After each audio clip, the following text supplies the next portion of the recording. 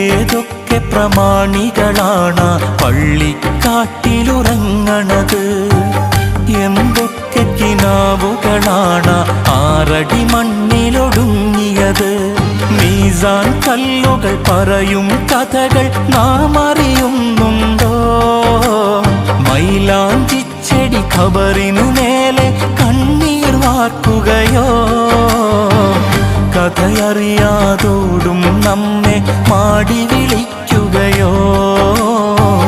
കളിമതിയായി കാര്യം ചെയ്യാൻ നമ്മെ ഉണർത്തുകയോ?